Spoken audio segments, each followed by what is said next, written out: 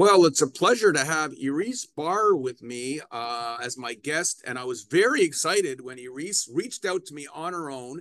And ironically, it was like right after the final episode of Curb Your Enthusiasm.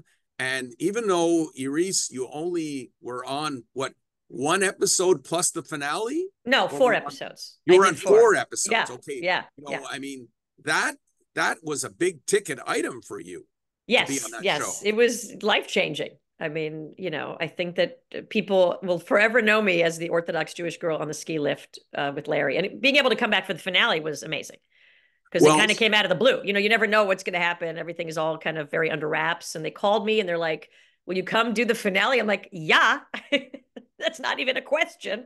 So yeah, it was great. exactly. Well, I'm going to ask you about that more in a minute, but the reason why we're talking right now is that you're going to be in Montreal June 6th to 16th for the Fringe Festival. Yes. And there's no Just for Laughs Festival this year, so I think people are going to want to come see some great stand-up comedy. So you're going to be performing at that show. So tell me, first of all, how is this your first Fringe in Montreal? This is my first Fringe in Montreal. This is my sixth solo show. I do stand up also, but my solo shows tend to be a little more theatrical. They incorporate humor, but they also it's more like long form storytelling. This Yeah, particular show, Stories from the Brink, my festive near death adventures, are right. these vignettes about my many near death adventures, some actual, some perceived, and how they all tie together. So it is a lot of fun and adventurous, but there's also some darker themes too, as life works. How long is the show go, each show? The show runs about 55 minutes. The first performance, love for people to come opening night. That's always fun to kind of spread the word. That's June 8th, Saturday. And then Okay. I So think I have June about, 6th, the Fringe is, are you performing on June 6th or it's just June no, 6th to 16th is the June, actual Fringe? I think You that's the start on the Fringe. 8th. I start on the 8th. Yeah, the 8th Okay. through the 16th. Okay. And if you go to either my website, irisbahr.com, Yeah. irisbahr.com, they have a link to the Montreal, or people just know the Fringe website, obviously. So look out for Stories from the Brink. Okay. And you live in where? Where do you live right now? I live in New York. I'm currently in Brooklyn. This is not my bookcase. All these books are in German. I am in a temporary sublet for a German studies professor who's on sabbatical. Oh But my. it just, as you have your bookcase there, it lends Yes. itself to some gravitas and purported intelligence. Absolutely. So I love it. I Absolutely. utilize it We whenever I we can. we look smarter, We when look we have smarter. a book, Yeah. when And we have as a does the bookcase. jacket with the oversized shoulder pads. I feel like Yes, yes, we look absolutely. profesh. Absolutely. So have you been to Montreal before? I have. I did the New Faces at Just for Laughs many years ago when I was a new face. Now I'm more of a middle-aged face, but I still look festive. And I went another time. So I've been a couple of times, two or three times, and I love it. So I'm very excited to come back. Montreal Okay. is singular Yeah, place on earth. I mean, there's yeah. nowhere like it. So I love it. Well, the St-Ambrose Fringe Festival is quite something. And with the fact that Just for Laughs is been canceled, at least for this Yes. year, we don't know if it's even going to come back. Yeah. Having someone of your stature is quite thing. But the difference is that when you come to the Fringe, you've really got to promote your own show. You got to do it all. Yeah. I mean, I had one show called Die that I did years ago at the Edinburgh Fringe, but at that point it was after a very successful off-Broadway run and there were producers and capitalizing and money and press and people barking. And this time around, this was kind of like Fringe is a lottery. I'm like, let me see what happens, and I plan on premiering the show. This is the world premiere. No one has seen this show. So the Montreal audience will be the first audience on earth to see this show. And yeah, it involves all the press, the production, and as a one woman, it can get a little lonely. Like after the show, I'm like, Hmm. anyone want to grab drinks? And it's just me. So, but it has its perks too, and I teach solo performance. I teach people developing their shows, and it's very empowering because you have a story and you can just tell it and you can mount it and you are not dependent on anyone else. So I'm very also grateful to have Montreal and the Fringe, and they've been amazing. They've been really wonderful. Everyone involved has been fantastic. So it really feels like it's going to be a great festival. Tell me about that. You Because I work at a school board by day. What do you do when you say you teach? Well, I help. I mean, I teach a few things, but I teach developing one person shows. So people that want to tell a story, whether it's nonfiction or it's fiction or it's kind of a hybrid, how they develop it. What's the story? What's the arc? What's the takeaway? And I really work with them very hands-on, very bespoke, And then I work on performance for those that end up performing their shows. I'm now directing. I'm directing a show now this summer. Mm-hmm. And so I work on all aspects, and then I help also produce. And I also teach public speaking. So I go into companies and I work with Okay. CEOs and CTOs. And so I do a bunch of things about kind of unleashing your potential. If we want to use one of those fun catchphrases, those like Instagram phases, right? Unleash your charisma. So I help people unleash their charisma if they All have right. any, but usually That people do. that's terrific. So yeah, I'm going to see if we can get you into one of our schools Yeah, as a that'd be great. motivation and a promotion Yeah. promotional aspect at the same time. So I see that you've been in 50 plus TV shows and films. Wow, that's quite an Yeah. accomplishment. Well, it includes also a lot of my voiceover stuff. I've done voiceover for a lot of games. My first gig was a Star Trek video game, so that was my foray into the acting world. Yeah, I've worked, a lot. I'm also a hard worker. So I think you work hard, you're a hard worker. It never comes easy, especially for, character actors. And now, as you get into the age of influencers and social media, that comes with its own challenges and outputting content and how you kind of adjust to that and build into that. And I just end up just spending more time creating as opposed to promoting. That's always been for better or worse. So we talk about a lot of what you've done, but we at the top we talked about Curb. Now I was a massive fan of Curb Your Enthusiasm. I've seen every episode more than once, so I knew exactly who you were when you told me you played the Orthodox Jewish woman on the chairlift on the ski lift. So first off, how did that role come about when you initially were in the first episode? How did that all happen? Yeah, well, funny enough, it's I have a theatrical agent and a commercial agent. And my commercial agent called me and said, I just saw a role in the breakdowns for Curb Your Enthusiasm you'd be perfect for. And so I alerted my theatrical agent, and they weren't seeing that role until the next day. But the next day I was shooting a commercial. And so I asked them if there's any way they could see me a day early. And so I drove to Santa Monica, which where I lived takes 16 days. It's LA. You're in traffic Oh all the yeah. time.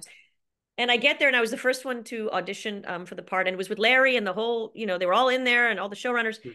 And they booked me like right after, and they said they canceled the auditions after. They go, we found her, which Oh never wow. happens, never Yeah. happens. So when something like that happens, and as actors, we always need that validation. That was amazing. And then you come into the audition with just like literally one line. I have no idea what's going on in the rest of the episode. No idea about any context. It's very, very minimal. Even now, when I did the finale, I had no idea what the rest of the episode entailed. None. I just knew that I was testifying and had to kind of recap and, working with Greg Kinnear and, like it was amazing. So, yeah. But you have to ad lib, don't you? Don't It's you have all to make it? improvised. It's Oh, all improvised. Yeah. so you're just like when you were on that chairlift, you were a riot. So can you explain to the viewers the scenario? Well, yeah. I mean, I think that Larry is trying to pretend that he's religious. He's trying to get in with my dad, who runs this kidney consortium, because he's trying to get Richard Lewis, rest in peace, amazing Yeah. man, a kidney. And I'm kind of suspicious the whole time. And he's, trying to BS his way through everything. And then we get on the ski lift because we're going in for another thing on the slopes. And he's trying to, kind of do a little small talk. And I'm like, oh boy. And then suddenly we get stuck and it's sundown. And I cannot be with a man after sundown. And so I say to him, you got to jump. And he's like, are you effing nuts? And then this argument ensues. He takes out this edible underwear, which again, Oh I had no God. idea in the Yes. moment. I had no idea what he was even eating because Yes. I didn't, only when I saw the episode, I was like, oh. So you Yeah. really, you have an opportunity to really be authentic in the part because you're Yeah. discovering things alongside as it's happening in real time. Yeah. And so I end up jumping because he won't jump. And then in the next episode, I get a boob job, the Korean bookie episode, and that was really, so the character kind of continues, but I'm one of his nemesis, right? So Yes. that was always a thing. Yes. So that was back when you did Oh the God, original I episode. don't know. I've aged on screen. I mean, I now when I shot this finale, I'm like, wow, I look like the mom of the character I originally played. Not Funny. pleasant, but Yeah. it's fine. So I don't know. This was a long time ago. I mean, I don't know how long the show's been on. 13 Yeah. years, Well, I 14 mean, years? I it don't is know. well over 20 years Maybe that 20 it's years. Yeah. spanned. So it's Yeah. been a hot minute. Yeah. So when you did the finale where Larry was in court, Yes. and it was like phenomenal, and all these people were brought up to tell terrible things he did to them. How much interaction personally did you have with Larry David, and what kind of guy is he in real life? He's lovely. He's amazing. Everyone always asks, does he like his character? I'm like, he's lovely. He's sweet, and he's most importantly so creatively generous. Like, he loves when everyone around him is funny. That's not a given, when you're dealing with very high profile creators and comedians, and that's what makes him so brilliant. That's why Seinfeld was so brilliant. Like, it's just, everybody on that show has the opportunity to be really funny, and he loves laughing. He's always almost breaking. Like, you can see that he takes such joy in that, and everyone has said that. I'm not the first or last to say that. And he's lovely. I mean, I'm very indebted to him for bringing me on, and everybody. I mean, from Jeff Garland, Susie Essman, everybody. Cheryl Hines. They're all amazing to work with. Yeah. So you've also been in Hacks. Yes. That's another very popular show. Tell us about that. Well, I shot that. I auditioned for it. It was at the height of the pandemic. I think it was relatively at the beginning of the pandemic that I shot it, where we were still washing down our groceries. And I was in a hotel with my son in Palm Springs. We just wanted to get away, and the hotel was deserted. It was very depressing. It felt very apocalyptic. Yeah. And I auditioned in the hotel room, which looked kind of like a hospital room, which I guess served the character a little bit because I was a nurse, in a way. Mm-hmm. And then I didn't hear back forever, and then I got it. And I had my own TV series called Svetlana, where I played a Russian lady of the night, and I owned a brothel, and I wrote and directed. What platform was that on? It was Mark Cuban's platform. Now it's Access TV. It used to be called HDNet. But I'm very proud of that show. I mean, I had amazing actors from The Wire and all these. It was also all improvised. I wrote the storylines and I directed all 26 episodes. It was like a huge endeavor for me. But I really could tap into this Russian. I was very comfortable in that Russian zone. I felt like I always relate. My parents are Bulgarian, but I really felt like I can tap in. I love that culture and that kind of saltiness and no filter. And so when I auditioned for Perla, I tapped into Svetlana, even though Perla's a lot sweeter and more ingratiating.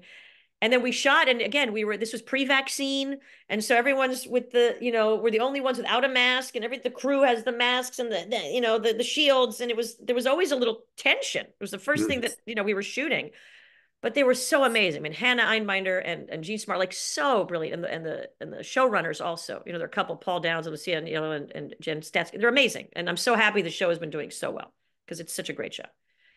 And any film or TV projects now you're working on? Yeah, well, I have a show. I'm in a show that just came out on Amazon Freevee called Dinner with the Parents. It's a remake of a British show called Friday Night Dinners.